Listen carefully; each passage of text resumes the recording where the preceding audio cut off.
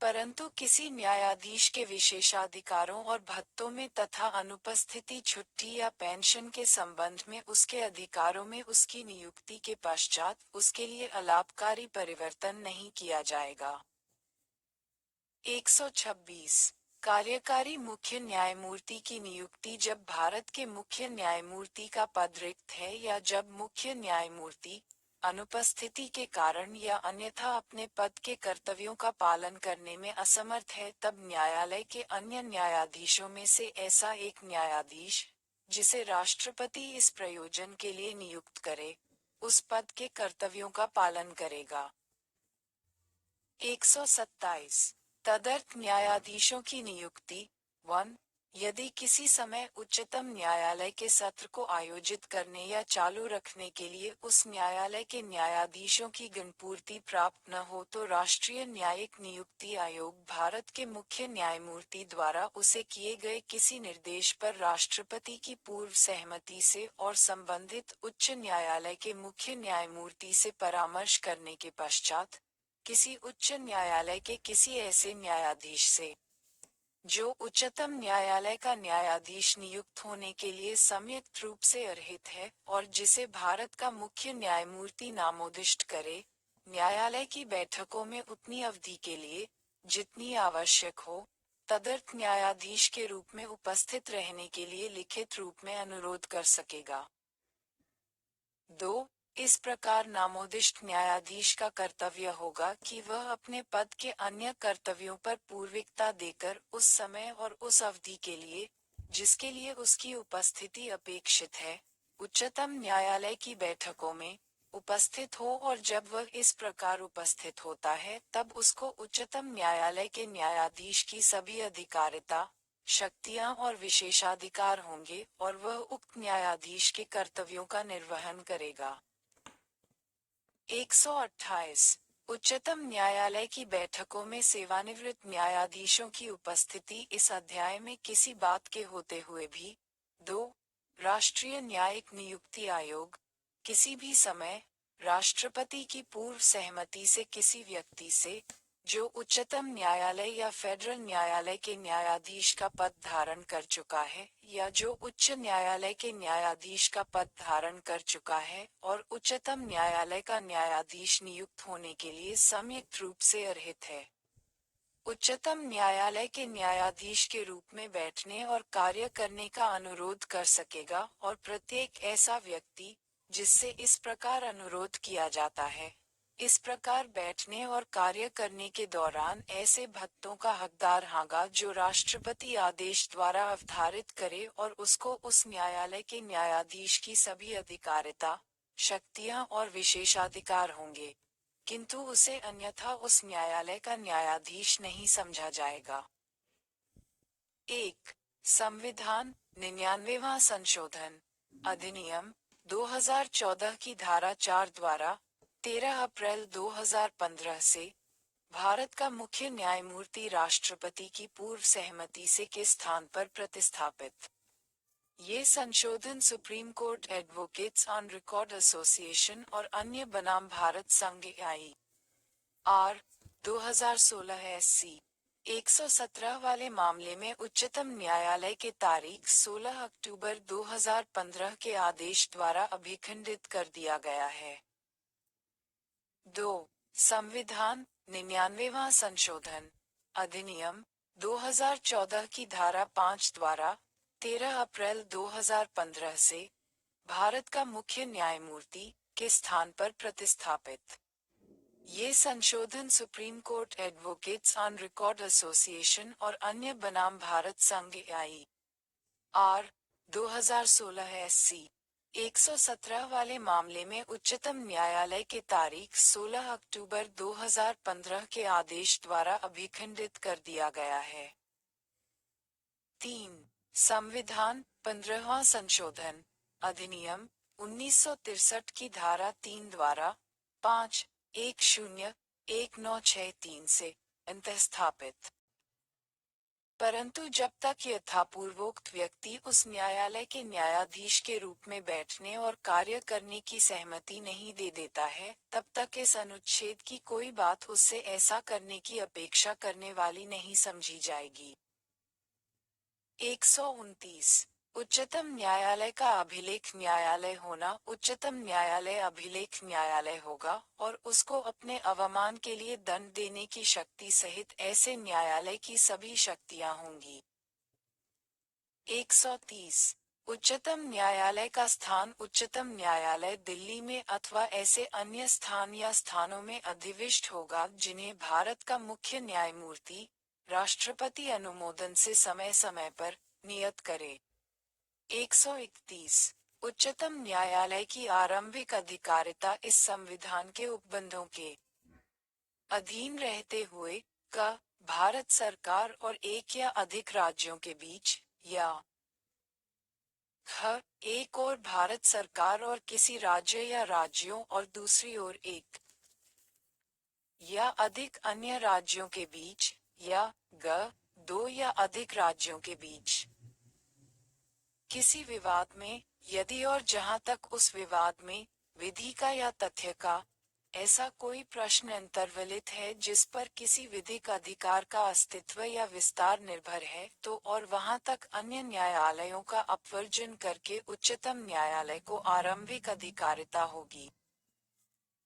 परंतु उक्त अधिकारिता का विस्तार उस विवाद पर नहीं होगा जो किसी ऐसी संधि, करार, प्रसंविदा, वचनबंध, सनद या वैसी ही अन्य लिखत से उत्पन्न हुआ है जो इस संविधान के प्रारंभ से पहले की गई थी या निष्पादित की गई थी और ऐसे प्रारंभ के पश्चात प्रवर्तन में है, या जो यह उपबंध करती है कि उक्त अधिकारिता का विस्तार ऐसे विवाद पर नहीं होगा। 131 का केंद्रीय विधियों की संवैधानिक वैधता से संबंधित प्रश्नों के बारे में उच्चतम न्यायालय की अनन्य अधिकारिता। संविधान 43वां संशोधन अधिनियम 1977 की धारा 4 द्वारा 13 अप्रैल 1978 से लोप किया गया। 132 कुछ मामलों में उच्च न्यायालयों से अपीलों में उच्चतम न्यायालय की अपीली अधिकारिता। 1.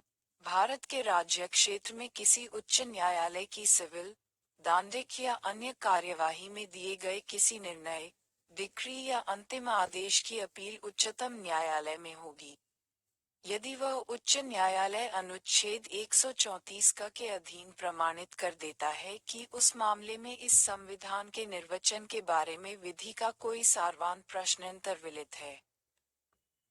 1. संविधान 7वां संशोधन अधिनियम 1956 की धारा 5 द्वारा 1 नवंबर 1956 से परंतु के स्थान पर प्रतिस्थापित। 2. संविधान 42वां संशोधन अधिनियम 1976 की धारा 23 द्वारा 1977 से अंतस्थापित। 3. संविधान 44वां संशोधन अधिनियम 1978 की धारा 17 द्वारा 1979 से यदि उच्च न्यायालय प्रमाणित कर दे के स्थान पर प्रतिस्थापित। 3. जहां ऐसा प्रमाण पत्र दे दिया गया है, वहां उस मामले में कोई पक्षकार इस आधार पर उच्चतम न्यायालय में अपील कर सकेगा कि पूर्वोक्त किसी प्रश्न का विनिश्चय गलत किया गया है। 4. स्पष्टीकरण इस अनुच्छेद के प्रयोजनों के लिए अंतिम आदेश पद के अंतर्गत ऐसे विवाद्य का विनिश्चय करने वाला आदेश है जो यदि अपीलार्थी के पक्ष में विनिश्चित किया जाता है तो उस मामले के अंतिम निपटारे के लिए पर्याप्त होगा। 133 उच्च न्यायालयों से सिविल विषयों से संबंधित अपीलों में उच्चतम न्यायालय अधिकारिता। 1. भारत के राज्य क्षेत्र में किसी उच्च न्यायालय की सिविल कार्यवाही में दिए गए किसी निर्णय, डिक्री या अंतिम आदेश की अपील उच्चतम न्यायालय में होगी यदि उच्च न्यायालय अनुच्छेद 134 का के अधीन प्रमाणित कर देता है कि उस मामले में विधि का व्यापक महत्व का कोई सारवान प्रश्न अंतर्विलित है, और ख उच्च न्यायालय की राय में उस प्रश्न का उच्चतम न्यायालय द्वारा विनिश्चय आवश्यक है। 2.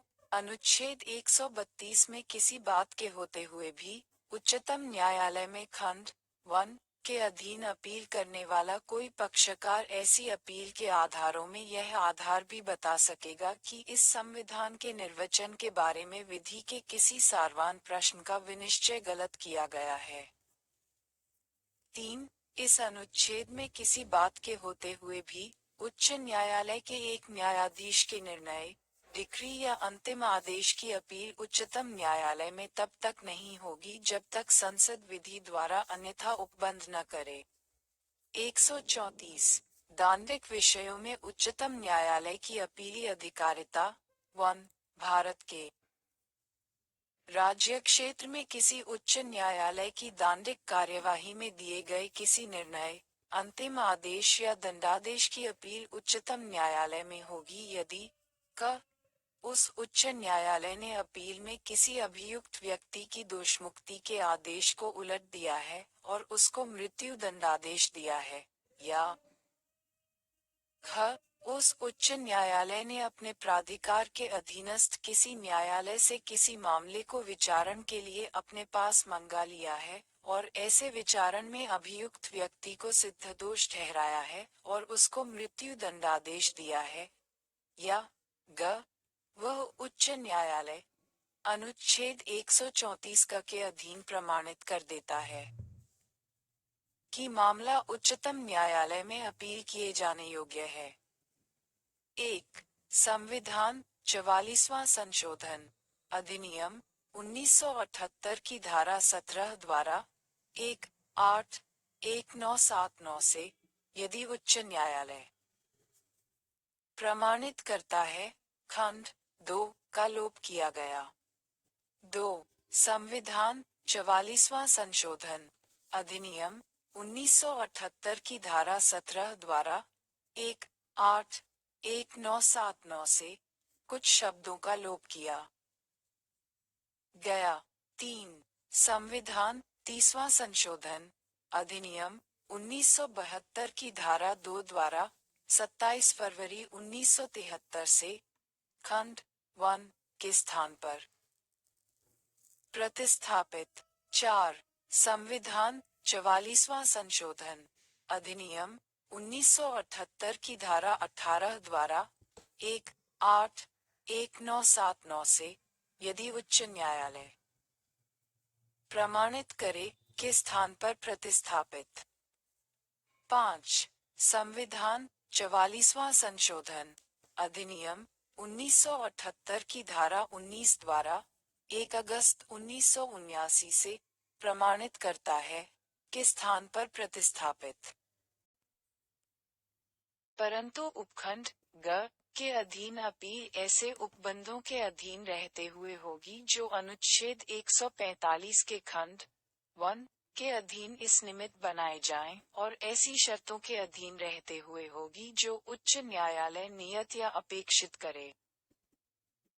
2. संसद विधि द्वारा उच्चतम न्यायालय को भारत के राज्य क्षेत्र में किसी उच्च न्यायालय की दांडिक कार्यवाही में दिए गए किसी निर्णय, अंतिम आदेश या दंडादेश की अपील ऐसी शर्तों और परिसीमाओं के अधीन रहते हुए, जो ऐसी विधि में विनिर्दिष्ट की जाएं, ग्रहण करने और सुनने की अतिरिक्त शक्ति दे सकेगी। 134 का उच्चतम न्यायालय में अपील के लिए प्रमाण पत्र प्रत्येक उच्च न्यायालय, जो अनुच्छेद 132 के खंड 1 या अनुच्छेद 133 के खंड 1 या अनुच्छेद 134 के खंड 1 में निर्दिष्ट निर्णय, डिक्री, अंतिम आदेश या दंडादेश पारित करता है या देता है, इस प्रकार पारित किए जाने या दिए जाने के पश्चात यथाशक्य शीघ्र इस प्रश्न का अवधारण की उस मामले के संबंध में यथास्थिति अनुच्छेद 132 के खंड 1 या अनुच्छेद 133 के खंड 1 या अनुच्छेद 134 के खंड 1 के उपखंड ग में निर्दिष्ट प्रकृति का प्रमाण पत्र दिया जाए या नहीं। क यदि वह ऐसा करना ठीक समझता है तो स्वप्रेरणा से कर सकेगा। और ख यदि ऐसा निर्णय, डिक्री, अंतिम आदेश या दंडादेश पारित किए जाने या दिए जाने के ठीक पश्चात व्यथित पक्षकार द्वारा या उसकी ओर से मौखिक आवेदन किया जाता है तो करेगा। 135 विद्यमान विधि के अधीन फेडरल न्यायालय की अधिकारिता और शक्तियों का उच्चतम न्यायालय द्वारा प्रयोक्तव्य होना जब तक संसद विधि द्वारा अन्यथा उपबंध न करे तब तक उच्चतम न्यायालय को भी किसी ऐसे विषय के संबंध में, जिसको अनुच्छेद 133 या अनुच्छेद 134 के उपबंध लागू नहीं होते हैं, अधिकारिता और शक्तियां होंगी यदि उस विषय के संबंध में इस संविधान के प्रारंभ से ठीक पहले किसी विद्यमान विधि के अधीन अधिकारिता और शक्तियां फेडरल न्यायालय द्वारा प्रयोक्तव्य थीं। 136 अपील के लिए उच्चतम न्यायालय की विशेष इजाजत। 1 इस अध्याय में किसी बात के होते हुए भी उच्चतम न्यायालय अपने विवेकानुसार भारत के राज्य क्षेत्र में किसी न्यायालय या अधिकरण द्वारा किसी वाद या मामले में पारित किए गए या दिए गए किसी निर्णय, डिक्री, अवधारण, दंडादेश या आदेश की अपील के लिए विशेष इजाजत दे सकेगा। 2 खंड 1 कि कोई बात सशस्त्र बलों से संबंधित किसी विधि द्वारा या उसके अधीन गठित किसी न्यायालय या अधिकरण द्वारा पारित किए गए या दिए गए किसी निर्णय, अवधारण, दंडादेश या आदेश को लागू नहीं होगी।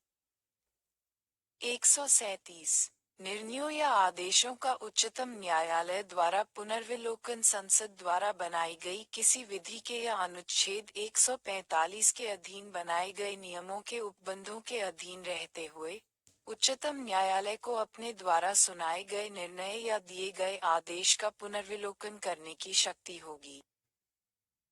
1 संविधान 44वां संशोधन अधिनियम 1978 की धारा 20 द्वारा 1-8-1979 से अंतस्थापित। 138 उच्चतम न्यायालय की अधिकारिता की वृद्धि। 1 उच्चतम न्यायालय को संघ सूची के विषयों में से किसी के संबंध में ऐसी अतिरिक्त अधिकारिता और शक्तियां होंगी जो संसद विधि द्वारा प्रदान करे। 2 यदि संसद विधि द्वारा उच्चतम न्यायालय द्वारा ऐसी अधिकारिता और शक्तियों के प्रयोग का उपबंध करती है तो उच्चतम न्यायालय को किसी विषय के संबंध में ऐसी अतिरिक्त अधिकारिता और शक्तियां होंगी जो भारत सरकार और किसी राज्य की सरकार विशेष करार द्वारा प्रदान करे। 139 कुछ रिट निकालने की शक्तियों का उच्चतम न्यायालय को प्रदत्त किया जाना संसद विधि द्वारा उच्चतम न्यायालय को अनुच्छेद 32 के खंड 2 में वर्णीय प्रयोजनों से भिन्न किन्हीं प्रयोजनों के लिए ऐसे निर्देश, आदेश या रिट, जिनके अंतर्गत बंदी प्रत्यक्षीकरण, परमादेश, प्रतिषेध, अधिकार पृछा और ऑपरेशन रिट हैं, या उनमें से कोई निकालने की शक्ति प्रदान कर सकेगी। 139 का कुछ मामलों का अंतरण 21-1 यदि ऐसे मामले, जिनमें विधि के समान या सार्थः समान प्रश्न अंतर्वलित हैं, उच्चतम न्यायालय के और एक या अधिक उच्च न्यायालयों के अथवा दो या अधिक उच्च न्यायालयों के समक्ष लंबित हैं और उच्चतम न्यायालय का स्वप्रेरणा से अथवा भारत के महान्यायवादी द्वारा या ऐसे किसी मामले के किसी पक्षकार द्वारा किए गए आवेदन पर यह समाधान हो जाता है कि ऐसे प्रश्न व्यापक महत्व के सारवान प्रश्न हैं तो उच्चतम न्यायालय उस उच्च न्यायालय या उन उच्च न्यायालयों के समक्ष लंबित मामले या मामलों को अपने पास मंगा सकेगा और उन सभी मामलों को स्वयं निपटा सकेगा। परंतु उच्चतम न्यायालय इस प्रकार मंगाए गए मामले को उक्त विधि के प्रश्नों का अवधारण करने के पश्चात ऐसे प्रश्नों पर अपने निर्णय की प्रतिलिपि सहित उस उच्च न्यायालय को, जिससे मामला मंगा लिया गया है, लौटा सकेगा और वह उच्च न्यायालय उसके प्राप्त होने पर उस मामले को ऐसे निर्णय के अनुरूप निपटाने के लिए आगे कार्यवाही करेगा। 2 यदि उच्चतम न्यायालय न्याय के उद्देश्य की पूर्ति के लिए ऐसा करना समीचीन समझता है, तो वह किसी उच्च न्यायालय के समक्ष लंबित किसी मामले, अपील या अन्य कार्यवाही का अंतरण किसी अन्य उच्च न्यायालय को कर सकेगा। 140 उच्चतम न्यायालय की आनुषंगिक शक्तियां संसद, विधि द्वारा, उच्चतम न्यायालय को ऐसी अनुपूरक शक्तियां प्रदान करने के लिए उपबंध कर सकेगी जो इस संविधान के उपबंधों में से किसी से असंगत न हो, और जो उस न्यायालय को इस संविधान द्वारा या इसके अधीन प्रदत्त अधिकारिता का अधिक प्रभावी रूप से प्रयोग करने के योग्य बनाने के लिए आवश्यक या वांछनीय प्रतीत हो। 1. संविधान 42वां संशोधन अधिनियम 1976 की धारा 24 द्वारा 1 फरवरी 1977 से अंतः स्थापित। 2. संविधान 44वां संशोधन अधिनियम 1978 की धारा 21 द्वारा 1-8-1979 से खंड 1 के स्थान पर प्रतिस्थापित। 141 उच्चतम न्यायालय द्वारा घोषित विधि का सभी न्यायालयों पर आबद्ध कर होना।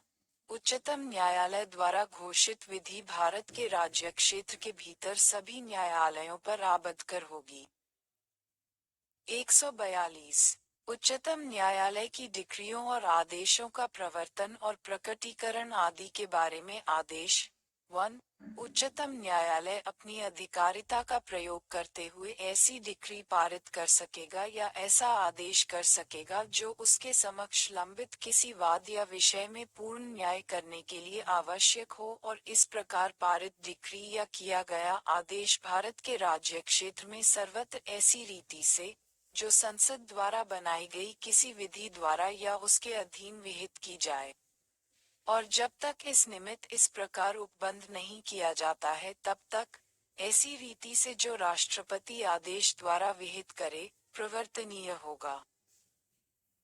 2. संसद द्वारा इस निमित्त बनाई गई किसी विधि के उपबंधों के अधीन रहते हुए उच्चतम न्यायालय को भारत के संपूर्ण राज्य क्षेत्र के बारे में किसी व्यक्ति को हाजिर कराने के, किन्हीं दस्तावेजों के प्रकटीकरण या पेश कराने के अथवा अपने किसी अवमान का अन्वेषण करने या दंड देने के प्रयोजन के लिए कोई आदेश करने की समस्त और प्रत्येक शक्ति होगी। 143 उच्चतम न्यायालय से परामर्श करने की राष्ट्रपति की शक्ति 1. यदि किसी समय राष्ट्रपति को प्रतीत होता है कि विधि या तथ्य का कोई ऐसा प्रश्न उत्पन्न हुआ है या उत्पन्न होने की संभावना है, जो ऐसी प्रकृति का और ऐसे व्यापक महत्व का है कि उस पर उच्चतम न्यायालय की राय प्राप्त करना समीचीन है, तो वह उस प्रश्न को विचार करने के लिए उस न्यायालय को निर्देशित कर सकेगा, और वह न्यायालय ऐसी सुनवाई के पश्चात जो वह ठीक समझता है, राष्ट्रपति को उस पर अपनी राय प्रतिवेदित कर सकेगा। 2. राष्ट्रपति अनुच्छेद 131(2) के परंतुक में किसी बात के होते हुए भी इस प्रकार के विवाद को, जो उक्त परंतुक में वर्णित है, राय देने के लिए उच्चतम न्यायालय को निर्देशित कर सकेगा, और उच्चतम न्यायालय ऐसी सुनवाई के पश्चात जो वह ठीक समझता है, राष्ट्रपति को उस पर अपनी राय प्रतिवेदित करेगा। 144 सिविल और न्यायिक प्राधिकारियों द्वारा उच्चतम न्यायालय की सहायता में कार्य किया जाना। भारत के राज्य क्षेत्र के सभी सिविल और न्यायिक प्राधिकारी उच्चतम न्यायालय की सहायता में कार्य करेंगे। 4144 का विधियों की संवैधानिक वैधता से संबंधित प्रश्नों के निपटारे के बारे में विशेष उपबंध। संविधान 43वां संशोधन अधिनियम 1977 की धारा 5 द्वारा 13 अप्रैल 1978 से लोप किया गया। 145 न्यायालय के नियम आदि 1. संसद द्वारा बनाई गई किसी विधि के उपबंधों के अधीन रहते हुए उच्चतम न्यायालय समय समय पर राष्ट्रपति के अनुमोदन से न्यायालय की पद्धति और प्रक्रिया के साधारणतया विनियमन के लिए नियम बना सकेगा, जिसके अंतर्गत निम्नलिखित भी हैं, अर्थात का उस न्यायालय में विधि व्यवसाय करने वाले व्यक्तियों के बारे में। नियम 1। उच्चतम न्यायालय डिक्री और आदेश प्रवर्तन आदेश 1954 सम 47 देखिए। 2। संविधान 7वां संशोधन अधिनियम 1956 की धारा 29 और अनुसूची द्वारा 1-1-1-1956 से के खंड आए शब्दों कोष्ठकों और अंक का लोप किया गया। स्थान पर प्रतिस्थापित। 3। संविधान 7वां संशोधन अधिनियम 1956 की धारा 29 और अनुसूची द्वारा 1 नवंबर 1956 से उक्त खंड के। 4। संविधान 42वां संशोधन अधिनियम 1976 की धारा 25 द्वारा 1-2-1977 से अंतःस्थापित। ख। अपीलें सुनने के लिए प्रक्रिया के बारे में और अपीलों संबंधी अन्य विषयों के बारे में, जिनके अंतर्गत वह समय भी है जिसके भीतर अपीलें उस न्यायालय में ग्रहण की जानी हैं। नियम लिए उस ग भाग 3 द्वारा प्रदत्त अधिकारों में से किसी का प्रवर्तन कराने के न्यायालय में कार्यवाहियों के बारे में नियम ग 2 अनुच्छेद 139 का के अधीन उस न्यायालय में कार्यवाहियों के बारे में। नियम घ अनुच्छेद 134 के खंड 1 के उपखंड ग के अधीन अपीलों को ग्रहण किए जाने के बारे में। नियम ड उस न्यायालय द्वारा सुनाए गए किसी निर्णय या किए गए आदेश का जिन शर्तों के अधीन रहते हुए पुनर्विलोकन किया जा सकेगा उनके बारे में और ऐसे पुनर्विलोकन के लिए प्रक्रिया के बारे में, जिसके अंतर्गत वह समय भी है जिसके भीतर ऐसे पुनर्विलोकन के लिए आवेदन उस न्यायालय में ग्रहण किए जाने हैं। नियम च उस न्यायालय में किन्हीं कार्यवाहियों के और उनके आनुषंगिक खर्चे के बारे में तथा उसमें कार्यवाहियों के संबंध में प्रभारित की जाने वाली फीसों के बारे में। नियम 6 जमानत मंजूर करने के बारे में। नियम ज कार्यवाहियों को रोकने के बारे में। नियम झ जिस अपील के बारे में उस न्यायालय को ये प्रतीत होता है कि वह तुच्छ या तंग करने वाली है अथवा विलंब करने के प्रयोजन से की गई है, उसके संक्षिप्त अवधारण के लिए उपबंध करने वाले नियम न्य अनुच्छेद 317 के खंड 1 में निर्दिष्ट जांचों के लिए प्रक्रिया के बारे में। नियम 2-4 खंड 3 के उपबंधों के अधीन रहते हुए इस अनुच्छेद के अधीन बनाए गए नियम उन न्यायाधीशों की न्यूनतम संख्या नियत कर सकेंगे जो किसी प्रयोजन के लिए बैठेंगे तथा एकल न्यायाधीशों और खंड न्यायालयों की शक्ति के लिए उपबंध कर सकेंगे। 3 जिस मामले में इस संविधान के निर्वचन के बारे में विधि का कोई सारवान प्रश्न अन्विलित है, उसका विनिश्चय करने के प्रयोजन के लिए या इस संविधान के अनुच्छेद 143 के अधीन निर्देश की सुनवाई करने के प्रयोजन के लिए बैठने वाले न्यायाधीशों की न्यूनतम संख्या 5 होगी।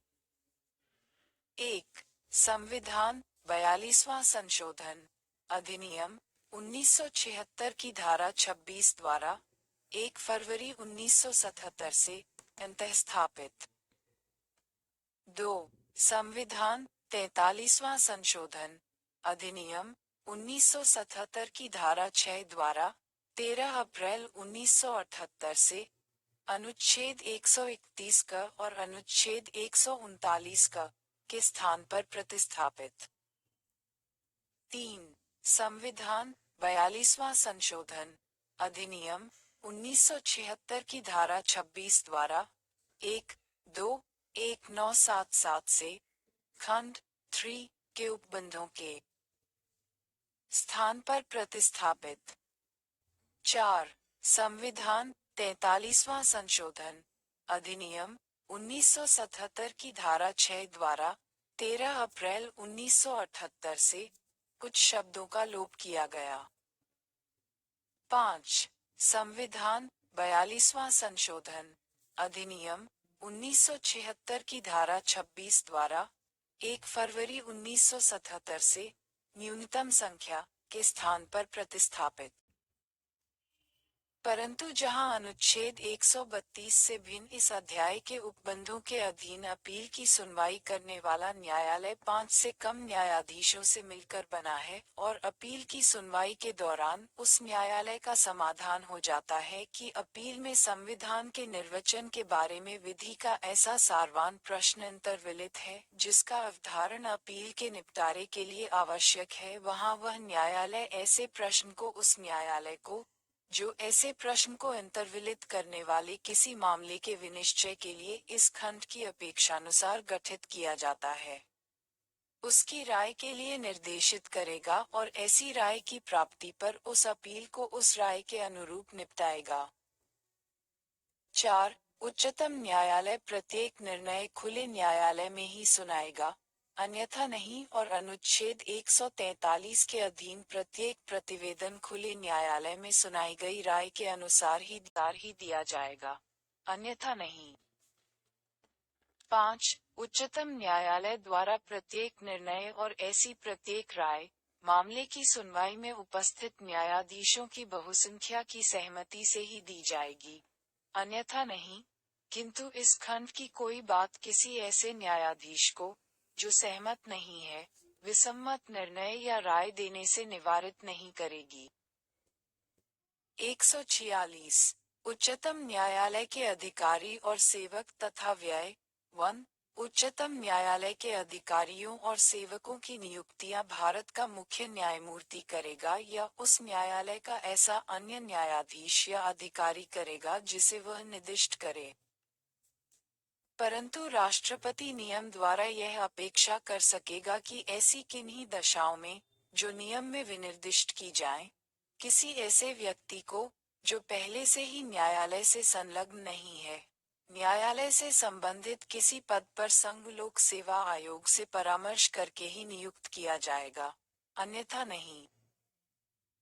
2. संसद द्वारा बनाई गई विधि के उपबंधों के अधीन रहते हुए उच्चतम न्यायालय के अधिकारियों और सेवकों की सेवा की शर्तें ऐसी होंगी जो भारत के मुख्य न्यायमूर्ति या उस न्यायालय के ऐसे अन्य न्यायाधीश या अधिकारी द्वारा, जिसे भारत के मुख्य न्यायमूर्ति ने इस प्रयोजन के लिए नियम बनाने के लिए प्राधिकृत किया है, बनाए गए नियमों द्वारा विहित की जाएं।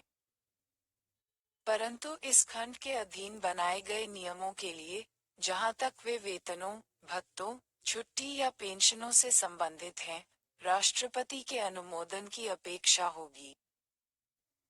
3. उच्चतम न्यायालय के प्रशासनिक व्यय, जिनके अंतर्गत उस न्यायालय के अधिकारियों और सेवकों को या उनके संबंध में संदेय सभी वेतन, भत्ते और पेंशन हैं, भारत की संचित निधि पर भारित होंगे और उस न्यायालय द्वारा ली गई फीसें और अन्य धनराशियां उस निधि का भाग होंगी।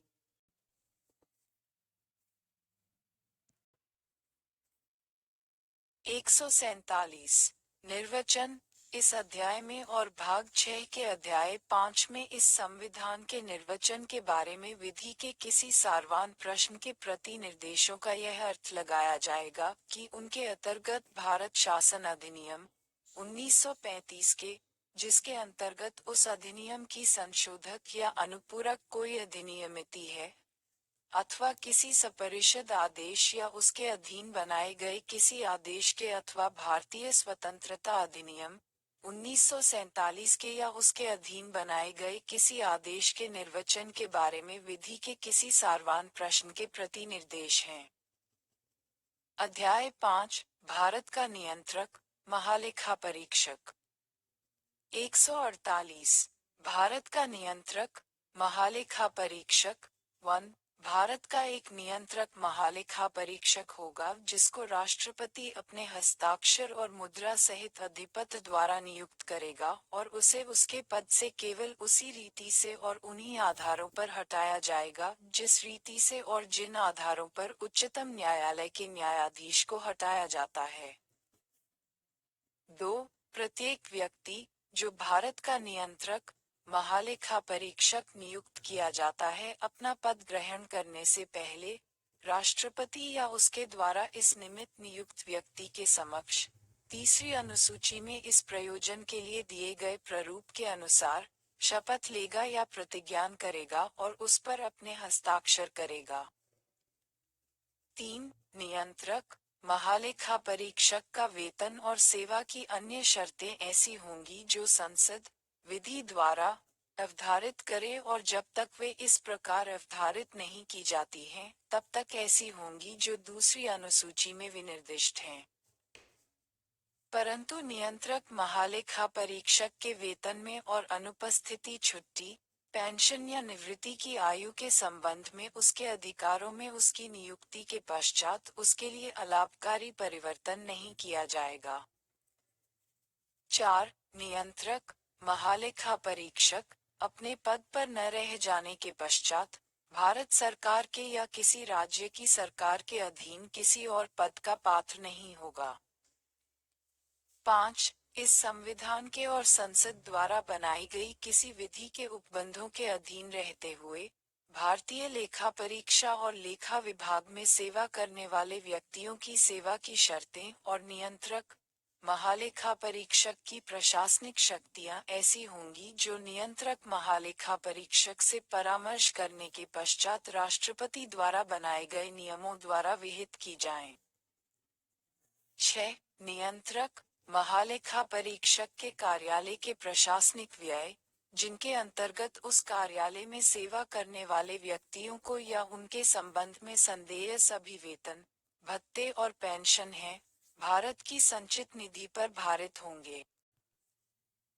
149. नियंत्रक महालेखा परीक्षक के कर्तव्य और शक्तियां नियंत्रक महालेखा परीक्षक संघ के और राज्यों के तथा किसी अन्य प्राधिकारी या निकाय के लेखाओं के संबंध में ऐसे कर्तव्यों का पालन और ऐसी शक्तियों का प्रयोग करेगा जिन्हें संसद द्वारा बनाई गई विधि द्वारा या उसके अधीन विहित किया जाए और जब तक इस निमित्त इस प्रकार उपबंध नहीं किया जाता है तब तक संघ के और राज्यों के लेखाओं के संबंध में ऐसे कर्तव्यों का पालन और ऐसी शक्तियों का प्रयोग करेगा जो इस संविधान के प्रारंभ से ठीक पहले क्रमशः भारत डोमिनियन के और प्रांतों के लेखाओं के संबंध में भारत के महालेखा परीक्षक को प्रदत्त थीं या उसके द्वारा प्रयोक्तव्य थीं।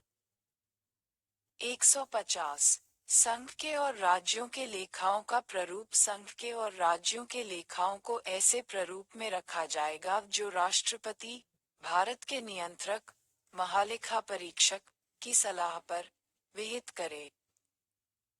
151. संपरीक्षा प्रतिवेदन 1. भारत के नियंत्रक महालेखा परीक्षक के संघ के लेखाओं संबंधी प्रतिवेदनों को राष्ट्रपति के समक्ष प्रस्तुत किया जाएगा, जो उनको संसद के प्रत्येक सदन के समक्ष रखवाएगा। 2. भारत के नियंत्रक महालेखा परीक्षक के किसी राज्य के लेखाओं संबंधी प्रतिवेदनों को उस राज्य के राज्यपाल के समक्ष प्रस्तुत किया जाएगा, जो उनको राज्य के विधानमंडल के समक्ष रखवाएगा। 1. संविधान 42वां संशोधन अधिनियम 1976 की धारा 27 द्वारा 1 अप्रैल 1977 से अनुच्छेद 150 के स्थान पर प्रतिस्थापित। 2. संविधान 44वां संशोधन अधिनियम 1978 की धारा 22 द्वारा 20 जून 1979 से परामर्श के पश्चात के स्थान पर प्रतिस्थापित। 3. संविधान 7वां संशोधन अधिनियम 1956 की धारा 29 और अनुसूची द्वारा 1111956 से या राज प्रमुख शब्दों का लोप किया गया।